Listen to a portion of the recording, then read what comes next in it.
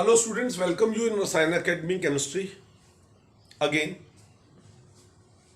11th class CBSE series, gaseous state, 5th lecture. आज हमारा जो बेसिक एम है इस लेक्चर में वो है just to tell you about Dalton's law of partial pressure and Graham's law of diffusion.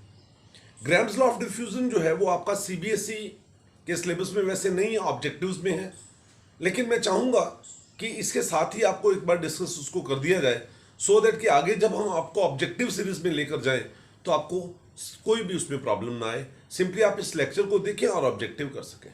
तो शुरू करते हैं. हम ये लॉ आपके साथ स्टडी करने जा रहे हैं and that is what is known as Dalton's law of partial pressure. बड़ा सिंपल है, इसको ध्यान से समझने वाली बात है. सपोज करो कि मेरे पास एक वेसल है, इसका वॉल्यूम V है. ये मैंने तीनों कंडीशन में सेम वॉल्यूम लिया, एक ही वेसल लिया. से मैंने इस वेसल में कोई गैस A रखी. ओके, तो ऑफ कोर्स इस गैस का कोई प्रेशर होएगा. ओके, सपोज इसका जो प्रेशर है वो है PA. इसका प्रेशर है PA.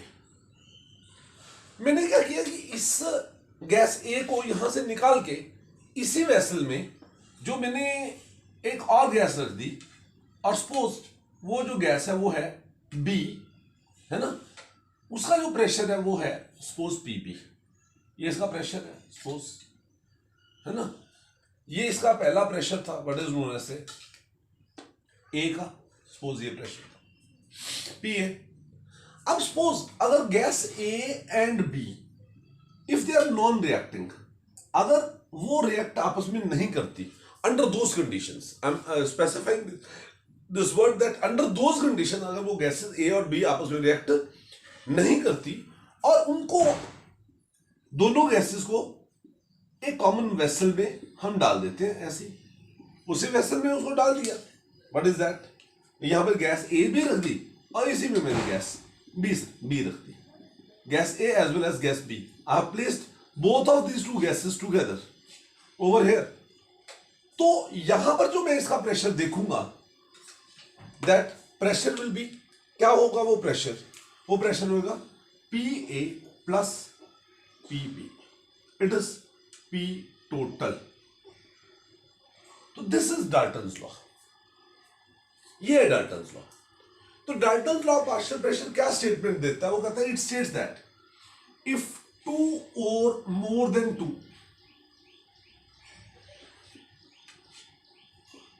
Non reacting gases,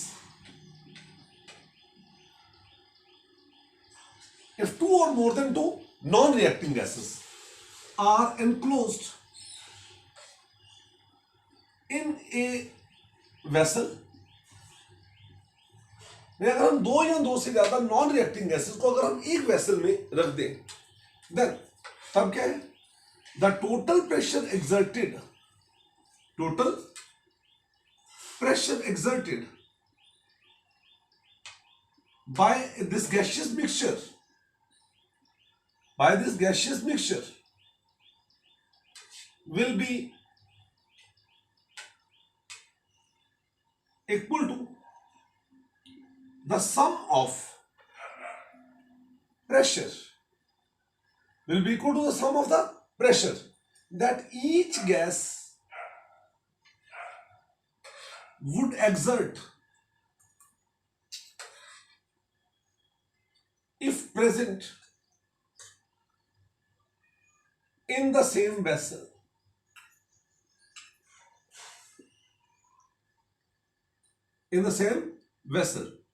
Under similar conditions of temperature, भी अगर उसका टेम्परेचर चेंज ना किया जाए. तो ये इसकी स्टेटमेंट है. I have written it nicely that if two or more than two gases which are non-reacting, if two or more than two non-reacting gases are enclosed in a vessel, एक vessel में उनको रख दिया जाए, then the total pressure exerted by this gaseous mixture is equal to the sum of the pressure that each gas would exert if present in the same vessel under similar conditions of temperature under similar conditions of temperature. तो ये आपके पास means suppose अगर जैसे मैंने यहाँ पे इसको diagram को शो किया है, मैंने इस डायग्राम को ये शो किया कि दैट सपोज एक वेसल आपके पास है जिसका वॉल्यूम V है, उसमें मैंने कोई गैस A रखी तो उसका प्रेशर क्या है PA, उसी को मैंने हटा के B रख दिया तो उसमें क्या हो गया PB, और जब मैंने उन दोनों को इकट्ठा रखा टेम्परेचर उतना ही रखा तो तब P total is equal to PA plus PB। तो ये आपके पास है। तो उसका मतलब in general what I can say that P total is equal to PA plus PB plus PC plus PN। जितनी भी ज्यादा गैसेस हो नो प्रॉब्लम, उसमें कोई बात नहीं। अब इस लॉ को जो हम प्रैक्टिकल वे में समझते हैं वो मैं आपको समझाने की बात करता हूं, एंड वो ये है कि दैट इज इसमें मतलब सबसे पहले इसकी एप्लीकेशंस की बात करेंगे, और वो एप्लीकेशंस क्या हैं? एप्लीकेशंस है इसकी सबसे पहले इसकी एप्लीकेशन है to find out the pressure of dry gas. एक ड्राई गैस का प्रेशर निकालना। अब मैं आपको ये बड़ा क्लियरली मेंशन करना चाहता हूं, बड़ा क्लियरली समझा देना चाहता हूं कि ये ड्राई गैस मॉइस्ट गैस ये क्या होती है। सुनो, मैं आपको एक बात बताता हूं, सुनिए। इसको ना थोड़ा जनरल वे में आप समझेंगे तो आपको ये बात क्लियर हो जाएगी। सपोज कोई मैंने एक गैस बनाई, ओके, इधर कोई वेसल है, यहां पे मैं उस गैस को बना रहा हूं, और इस गैस को मैं ऐसे कलेक्ट करता हूं। आपने कई लोअर क्लास में पिक्चर्स ऐसे देखी होंगी, डायग्राम्स देखे होंगे भी, एक ये गैस इधर से आ रही है, इधर एक टब है, पानी का एक टब है, इसके ऊपर ना एक ऐसे कटोरी टाइप एक चीज होती है, वेसल, जिसे हम बोलते हैं बिहाइव शेल्फ। इसके ऊपर हम एक गैस का सिलेंडर रख देते हैं इन्वर्टेड, ऐसे उल्टा करके ऐसे रख देते हैं, और इसको हम पानी से भर देते हैं। It's just filled with water, ऐसे ऊपर तक पानी से भर देते हैं। तो व्हाट हैपेंस, होता क्या है कि इधर से गैस आ रही है, दिस गैस इज कमिंग, तो इस गैस के बबल्स नीचे से उठते हुए ऊपर की तरफ जाते हैं। तो जैसे गैस ऊपर जाती है तो ऊपर से पानी नीचे आता है, वाटर डाउन, वाटर डाउन आ रहा है। तो यहां पे जो है गैस इज बीइंग कलेक्टेड। जब ये सारा पानी ऊपर से नीचे आ जाए तो हम ये कहते हैं यस, वो गैस का जो सिलेंडर है वो भर गया, ठीक है ना। This type of the collection of the gas is known as collection of gas by downward displacement of water, by downward displacement of water. भाई वाटर की डाउनवर्ड डिस्प्लेसमेंट हो रही है। लेकिन अब आप ये देखो, जैसे ये गैस यहां से ऊपर गई तो it will get saturated with the water vapours. Means जैसे अगर ये है कि बाहर बहुत तेज बारिश हो रही हो, या मतलब मैं सपोज करूं कि if I want to swim, I enter in a swimming pool, है ना, and I take a complete dip, बाहर निकलता तो मैं गीला तो हो ही जाऊंगा। ऐसे वो जो गैस है वो इस पानी के बीच में से आ रही है, तो it will get saturated with the water vapours. तो इसको यहां पर जो गैस होगी उसका जो प्रेशर होगा that will be pressure of the gas plus pressure of the water vapours at that temperature. तो pressure exerted by the gas, या हम ये कह सकते हैं pressure exerted by water vapours at a given temperature is known as, उसे नाम देते हैं एक्वस टेंशन। इसे क्या नाम देते हैं? Aqueous tension, aqueous tension. Now listen, what is this aqueous tension? इसको मैं समझाता हूं। अब हमने उस गैस को ऐसे कलेक्ट किया और उसका प्रेशर निकाल लिया, है ना, तो वो आपके पास क्या आएगा? सपोज वो आएगा P टोटल, ठीक है। तो ये P टोटल बेसिकली क्या है? P ऑफ किसका? गैस, या मैं इसको लिख दूं dry gas, plus P of किसका? Water vapours. P of water vapors means P of dry gas plus aqueous tension. तो इसका मतलब क्या हुआ?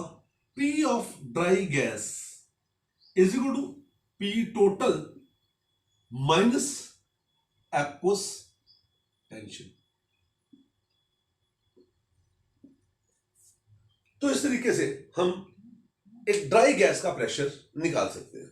So this is the pressure of dry gas. Now अब मैं और आपके साथ बात करता हूं, दैट इज कैलकुलेशन ऑफ,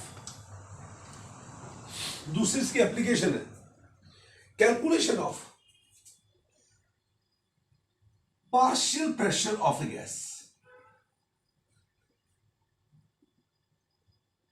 मैं आपको बात करना चाहता हूं. सुनो, जैसे मैं कहता हूं मेरे ऊपर एयर है, तो air is a mixture of gases. इसमें क्या नाइट्रोजन गैस है, इसमें ऑक्सीजन गैस है, कार्बन डाइऑक्साइड है, वाटर वेपर्स हैं, थोड़ी बहुत अमाउंट में हीलियम, नियॉन, आर्गन, क्रिप्टॉन, ये सारी गैसेस हैं. तो ये जो मेरे ऊपर जो प्रेशर पड़ रहा है, that is the total pressure of the atmosphere. And ये जो टोटल प्रेशर है, it is due to the pressure of various gases which are its component. वो जो एयर के कंपोनेंट है उसके गैसेस है. तो अगर मैं उसमें से ये कहूं भी पर्टिकुलर गैस का प्रेशर क्या होगा, तो that will be the part of the total pressure exerted by that gas, partial pressure of that gas. Suppose मैं कहता हूं कि से I am having a vessel जिसके बीच में कोई गैस मिक्सचर है, और वो गैस है ए, गैस है बी, गैस है सपोज सी. ऐसे 3-4 गैसेस हैं, चलो 3 लगा ली, ए बी सी. तो इन गैसेस का प्रेशर क्या होगा मैं आपको निकाल के बताता हूं. आपको पता है PV is equal to N R T. तो समझो P A is equal to N A R T upon V. ऐसे N B R T upon V, N C R T upon V. तो what I can say B P total is equal to N A R T upon V, N B R T upon V, N C R T upon V. ठीक, R T upon we common ले लो, because vessel भी constant है और temperature भी constant है और वैसे gas constant है. तो it is equal to N A plus N B plus N C R T upon V. ये टोटल प्रेशर हो गया. If I say partial pressure of A, of gas A, partial pressure of gas A क्या होगा? It is what is known से pressure of gas A upon total pressure. ये pressure of gas A upon क्या हो गया? Total pressure. तो what is that? Now if I say partial pressure of gas A, तो partial pressure of gas A is equal to total pressure of gas A upon total pressure. Pressure of gas A क्या है? देखो N A R T upon V, और total pressure क्या है? देखिए N A plus N B plus N C R T upon V. तो ये cancel हो गया, आर टी अपॉन वी वाला फिगर कैंसिल हो गया. तो what you are left with now, अब आपके पास क्या है? इट इज इक्वल टू, ये किसके बराबर होएगा? Pressure of gas A upon total pressure, upon total pressure. ये होएगा या नहीं? Now can I write this thing? ये बहुत एक इंपॉर्टेंट हमारे पास फॉर्मूला आएगा. And what that formula is, ये फॉर्मूला हम बहुत ज्यादा यूज किया करेंगे. That is pressure of A gas is equal to total pressure into जो N A upon N A plus N B plus N C हो गया. What is this? This ratio of the number of mole of gas A upon total number of moles is equal to into X A. What is this? X A mole fraction of the gas.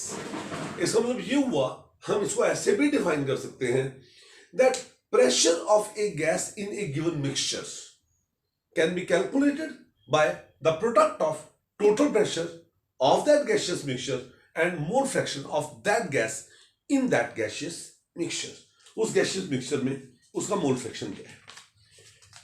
इसको समझने के लिए हम एक दो numerical आपके साथ करवाना चाहते हैं, और वो न्यूमेरिकल्स हम ऐसे करते हैं।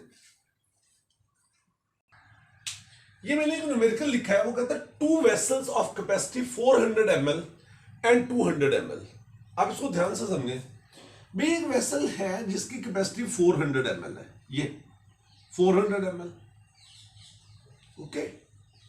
और एक ये वेसल है जिसकी कैपेसिटी कितनी है, 200 ml, contain 2 inert gases. Suppose इसमें गैस ए है और इसमें गैस बी है, ओके। एट द प्रेशर, इसमें जो गैस ए का प्रेशर है वो है आपके पास कितना, 750 mm ऑफ मरकरी, और इसमें इस गैस का प्रेशर है कितना, 600 mm ऑफ मरकरी। ये अलग से पड़ी हुई है। कहता है these two vessels are connected together. अब इन दोनों वेसल्स को हमने कनेक्ट कर दिया, are connected together. Calculate the pressure of the resulting mixture. Definitely अब ये एक वेसल हो गया। Now can I say that total volume कितना हो गया, 600 ml। टोटल वॉल्यूम तो 600 ml हो गया। तो नाउ अब मुझे इसका टोटल प्रेशर निकालना है। तो फॉर गैस ए देखिए, at the same temperature, temperature same है, बॉयल्स लॉ लगेगा। तो उसको P1 कितने, 750 mm, V1 कितने, 400 ml, V2 कितना हो गया, 600 ml, और P2 आप निकालना चाहते हो, okay. This is P2 of A, gas A. दूसरी कंडीशन, तो उसमें आप क्या लगाओगे, P1 V1 is equal to P2 V2।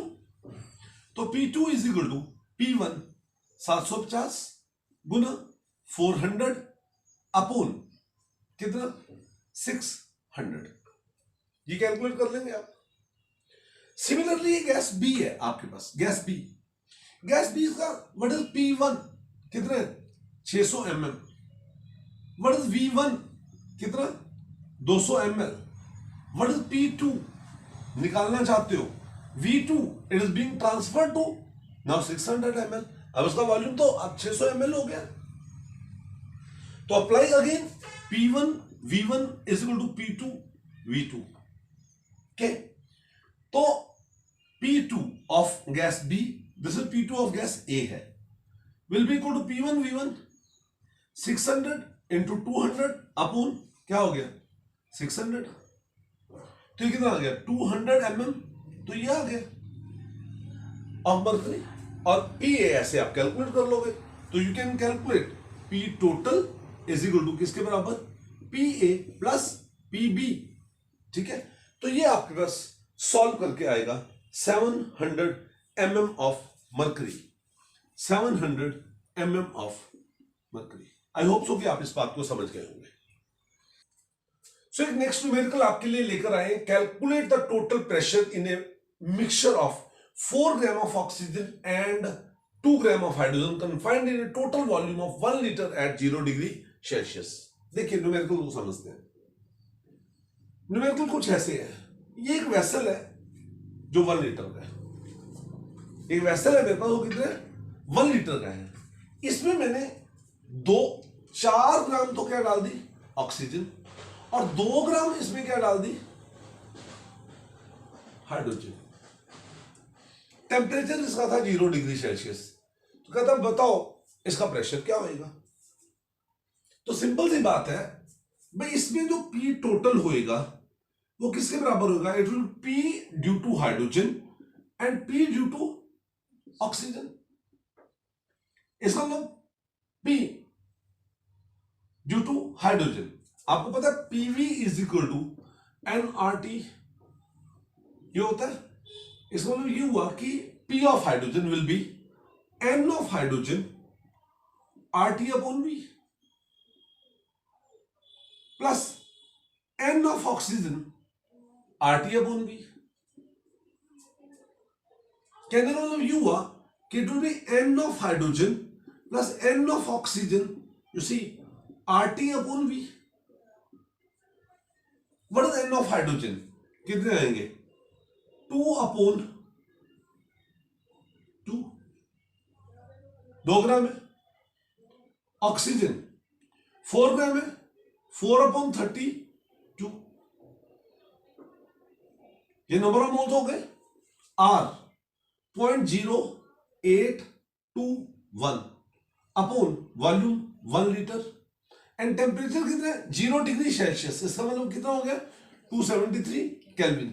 तो this is a P total, ये आपका P टोटल हो गया which comes out to be equal to 25.21 atmosphere.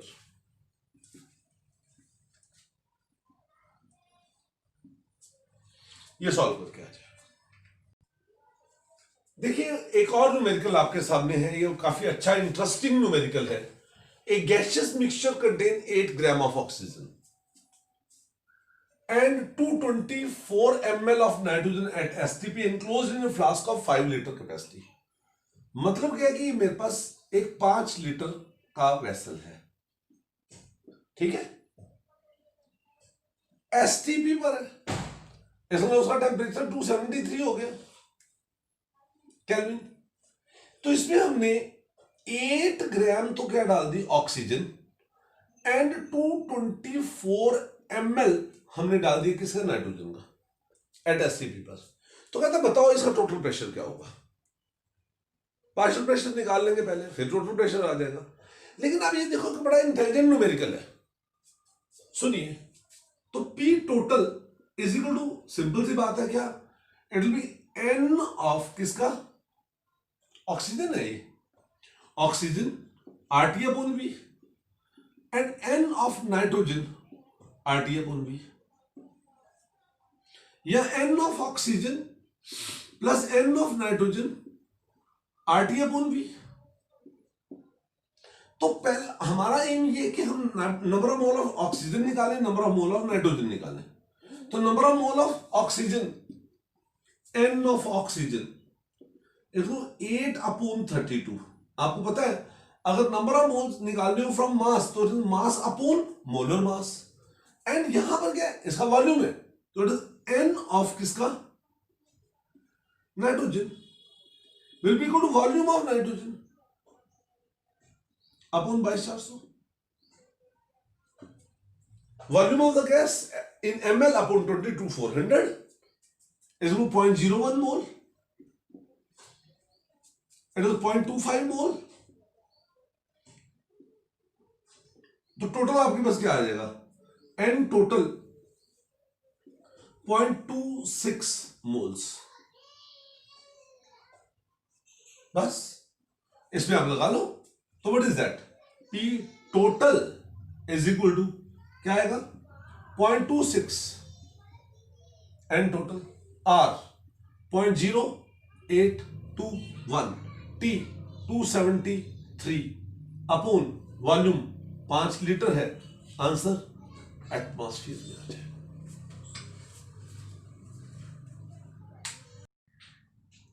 हाँ तो अब हम स्टडी करने जा रहे हैं नेक्स्ट लॉ। ये वैसे कॉम्पिटिशन्स में ही है आपके, CBSE का एज सच पार्ट सिलेबस का नहीं है। तो the name of the law is grams law of diffusion. आपने एक चीज को स्टडी किया होगा, ऑब्जर्व किया होगा कि सपोज आपके पास एक रूम है ना, उस रूम के एक साइड में कोई अगरबत्ती जला दी, तो व्हाट यू फाइंड कि दैट उस अगरबत्ती की जो मतलब जो है सारी smell, good smell, that is being observed in all over the room.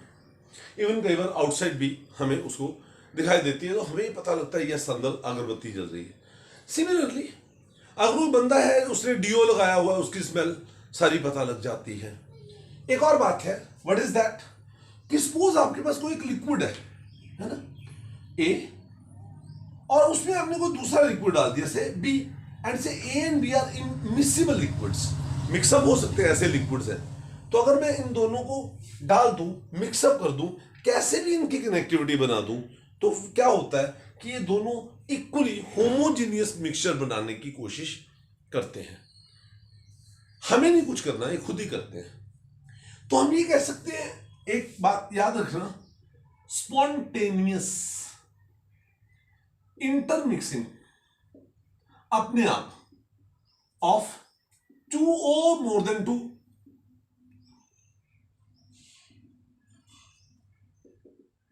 gases oblique miscible liquids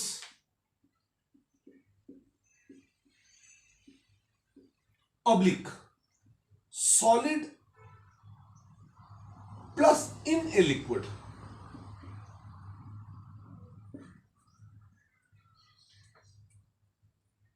to form a homogeneous mixture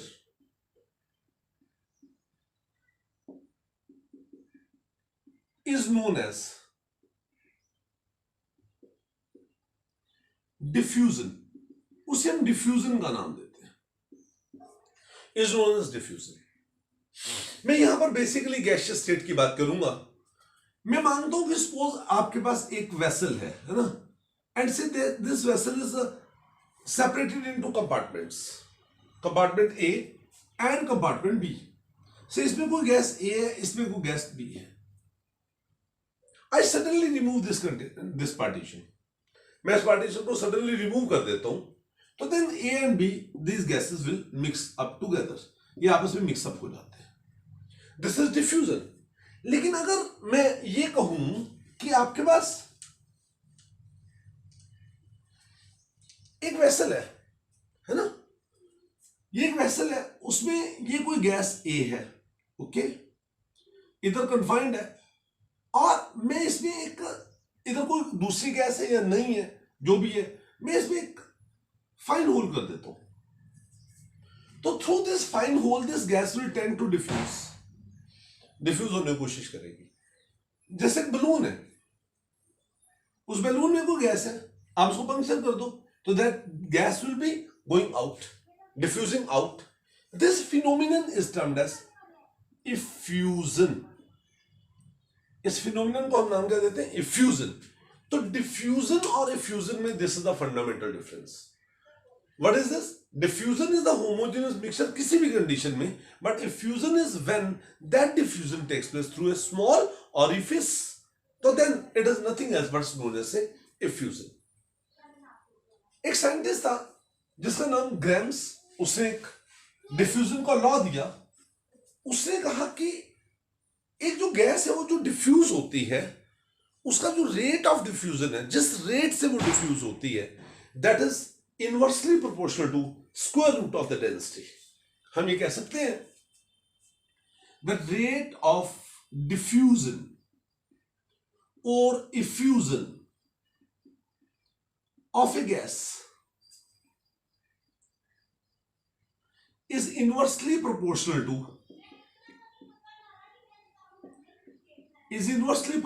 to square root of its density, square root of its density. वो उसकी density के square root के बराबर होता है, के proportional होता है, नॉट बराबर। तो R is proportional to 1/d under the root, ये हो गया। Well what is this R? R is rate of diffusion. R आपके पास क्या है? It is rate of diffusion, ये रेट ऑफ डिफ्यूजन है, ठीक है। What is D? Is density of the gas, density of the gas, ये उस गैस की डेंसिटी है। से वांट टू कंपेयर, मैं कंपेयर करना चाहता हूं दो गैसेस का rate of diffusion under similar conditions.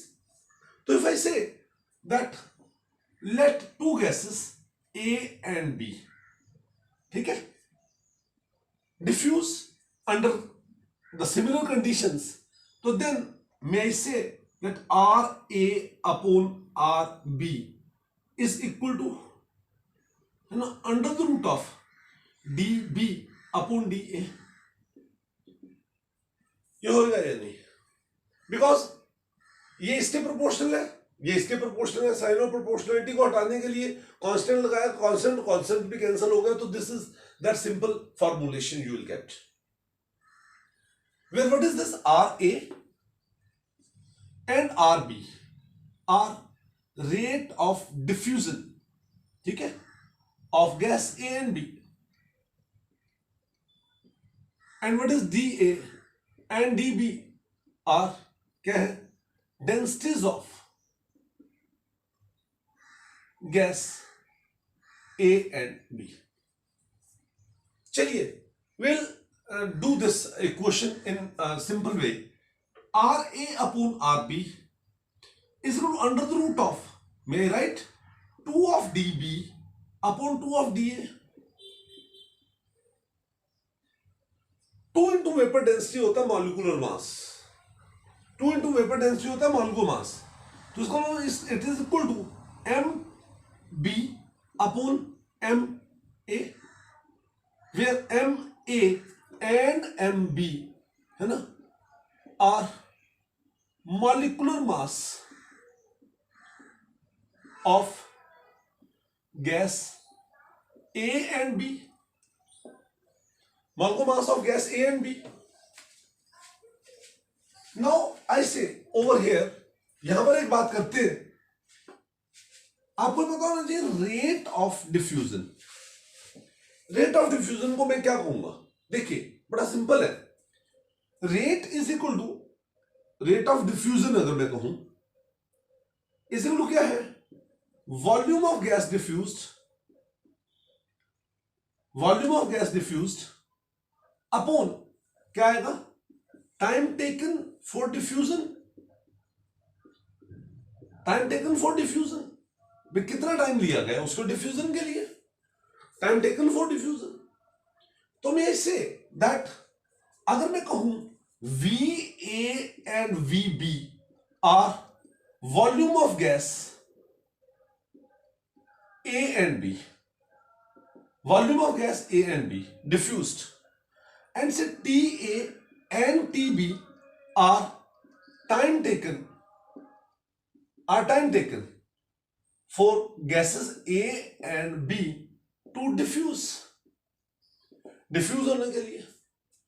तो कैन आई राइट दिस? क्या मैं इसको ऐसे लिख सकता हूं? VA upon TA, this will be rate of diffusion of gas A, into TB upon VB is equal to किसके बराबर? Under the root of MB upon MA, MB upon MA. ठीक. अब मैं इसमें दो स्पेशल कंडीशंस लेता हूं. If time of diffusion is same, if time of diffusion is क्या हो? सेम.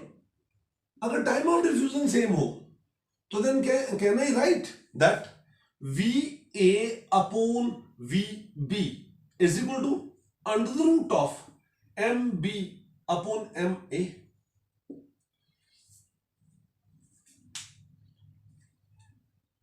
एंड अगर आपके पास क्या हो? Volume of gas diffusing is same. अगर वॉल्यूम सेम हो, ये दोनों सेम हो गया, तो क्या आएगा? TB upon TA will be equal to under the root of MB upon MA.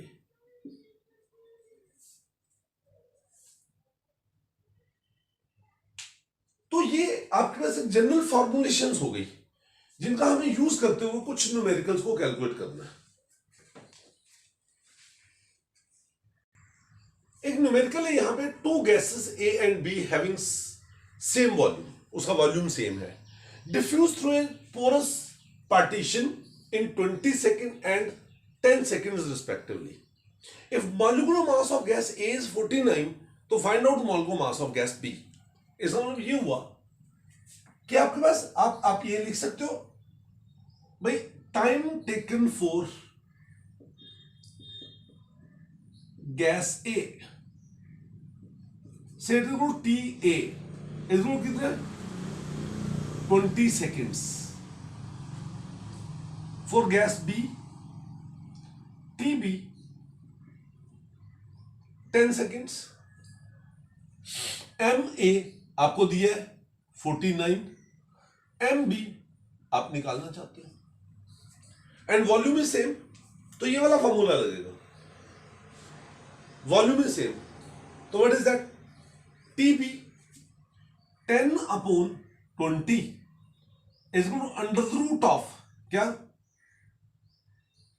1/49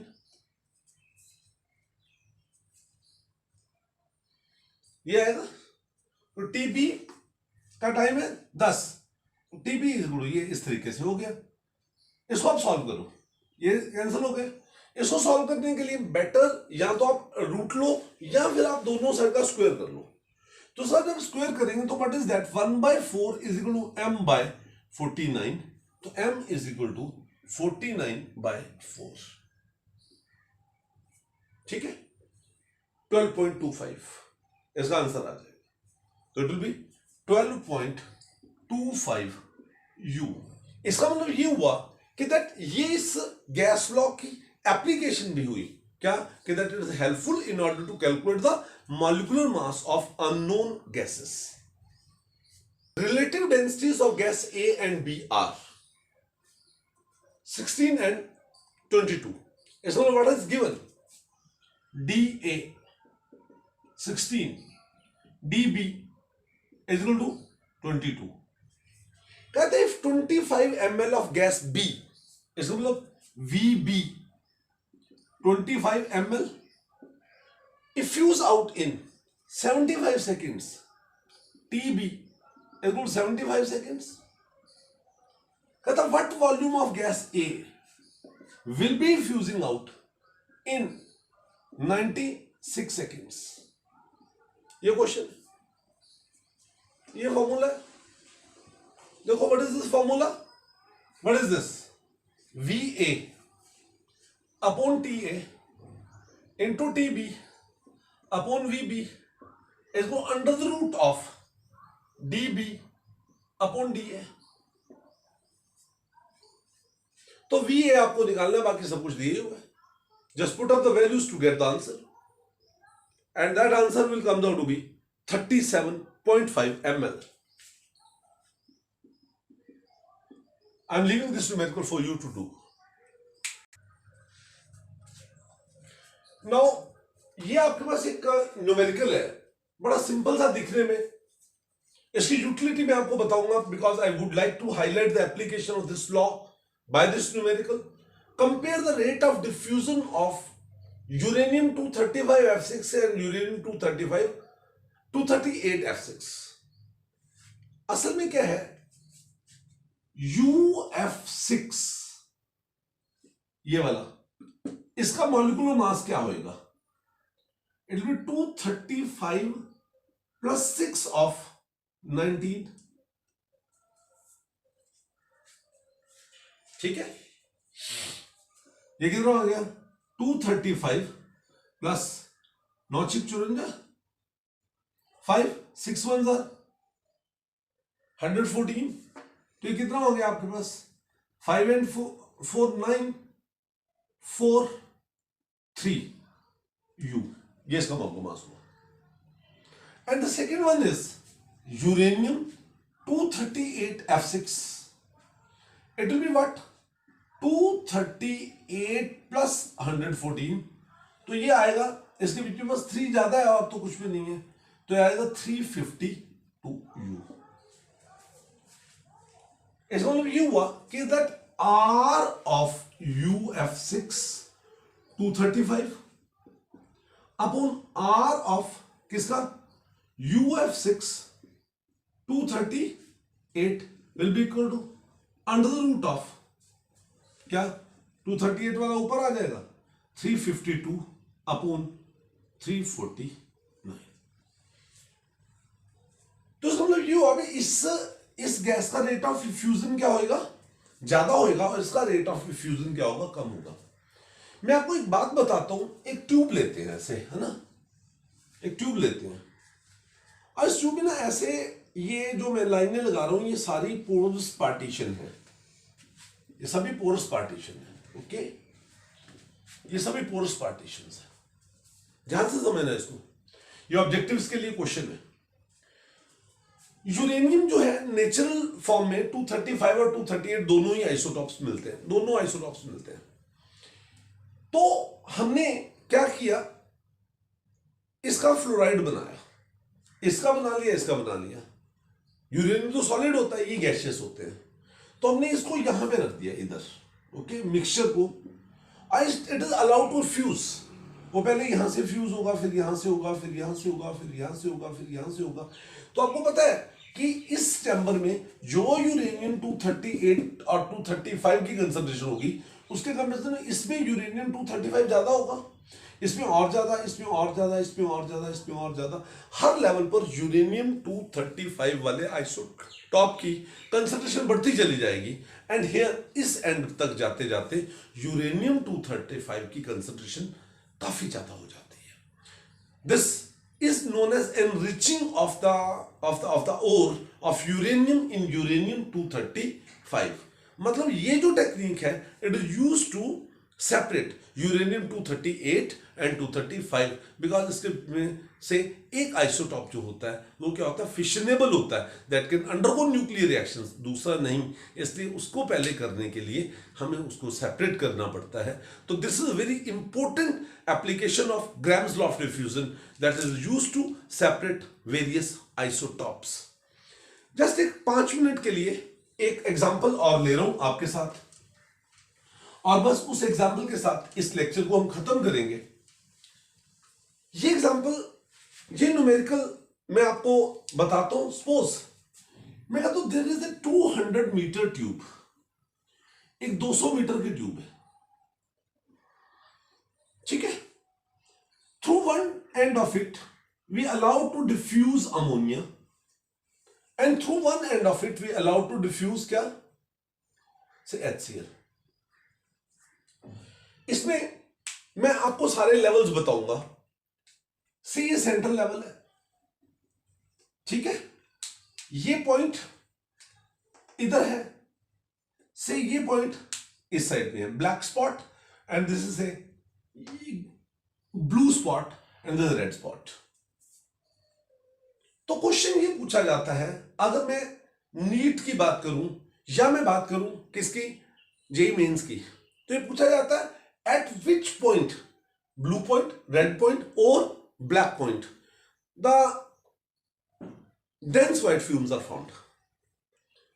तो देखिए असल में क्या होता गया है कि अमोनिया और HCl जब आप इसे कंबाइन करते हैं तो the result the formation of NH4Cl, ammonium chloride. और ये जो अमोनियम क्लोराइड होता है ना, ये डेंस व्हाइट फ्यूम्स होते हैं।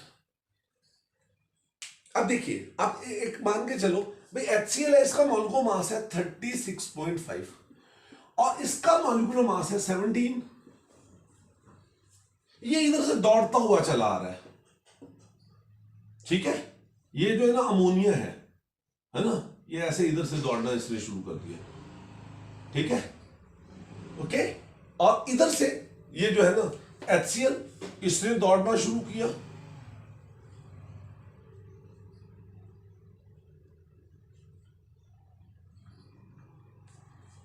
ओके। ये मोटा है, भारी है, कम चल पाएगा, रेट ऑफ डिफ्यूजन इसका कम है, इसका रेट ऑफ डिफ्यूजन ज्यादा है, तो ये जल्दी से इस लाइन को क्रॉस करके इधर आ जाएगा, ये तब तक बड़ी मुश्किल से यहां पे आएगा। तो उसको they will meet at this point, इस पॉइंट पर ये मीट करेंगे,